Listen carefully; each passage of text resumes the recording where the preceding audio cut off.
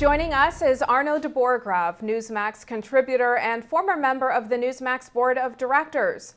Mr. de Borchgrave is also editor-at-large for United Press International and The Washington Times. He is also the director and senior advisor of the Transnational Threats Project at the Center for Strategic and International Studies. Welcome back to Newsmax TV, Arno. Thank you, Kathleen. The U.S. is expected to charge the U.S. soldier accused of massacre in Afghanistan with 17 counts of murder. Do you think that's going to do anything to calm tensions there? I doubt it. I think tensions will continue running high for the rest of the duration of the war. After all, you have an overwhelming majority of Afghans who just want to be left alone right now. Arno, what's your analysis of U.S.-Afghan relations after the massacre and after that accidental burning of Qurans? And in your view, is the U.S. winning the war of ideas on the world stage? No, obviously not winning the war of ideas, given the fact that we've had the Iraqi disaster and now we have what could be a disaster in Afghanistan. I think the U.S. increasingly is becoming irrelevant to various parts of the world. On Afghanistan, everybody knows when we're getting out. So at the end of 2014, it's curtains for the UN and NATO efforts there. And people, when you know that in advance, obviously you're planning for the post-engagement phase, as was the case in Vietnam. Okay, let's turn to Syria, Arno. Is Syria's civil war a prelude to a larger Mideast conflict that would involve Israel, Iran, and several other Mideast countries? I think there's a 50-50 proposition that it may do just that. Obviously, one hopes not, but when you look at the connections between Syria and Iran and Syria and Russia, in fact, one of the main beneficiaries of arms deals, of Russian arms deals today, is indeed Syria. So you've got a lot of players with a lot at stake. And clearly, that could lead to an unraveling throughout the region. If we get into the bombing of Iran, that kind of debate, people have totally forgotten that Iran today, if you look at strategic interests as Iran sees them, Iran is surrounded today by 6 of the world's nuclear powers.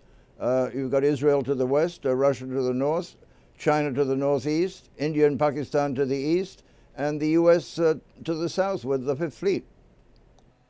Well, speaking of Iran, nuclear talks between Iran and the West are set to begin next month as the debate over Iran's nuclear capabilities continues. What do you expect to come out of these talks? I don't expect much to come out of it. The Iranians are brilliant diplomatic maneuverers and negotiators, so it'll go on, I would imagine, for 2 or 3 months, during which period I think it'll be fairly quiescent, and they will eventually, in my judgment, break down because the Iranians are not about to give up their nuclear capability. In fact, that capability goes all the way back to the days of the Shah. He told me back in 1972 that Iran was going to become a nuclear power. And at that point, the reason was that the British were giving up all of their obligations east of Suez. That was under Prime Minister Harold Wilson in 1961. As I recall the date, not absolutely sure. 1961 rings a bell. But anyway, Britain's getting out of the Gulf. And under the Nixon doctrine, the Shah of Iran was appointed the guardian of the Gulf. And strategically, I think that the mullahs see the situation very similar in terms of the threats that as they see them. So you would say that President Obama's policy of diplomacy is a failure with Iran?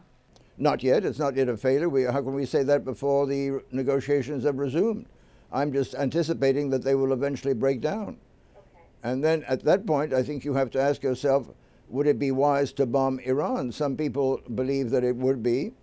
And on the other hand, some very important people with a great deal of strategic knowledge of that particular region, such as 3 former CENTCOM commanders, General Abu Zaid, General Zinni, and Admiral Fallon, all 3 have said that it would be a grave mistake to drop 1 bomb on Iran, because they understand better, I think, than anyone that Iran has formidable asymmetrical retaliatory capabilities up and down the whole Gulf, and of course with Hamas and Hezbollah.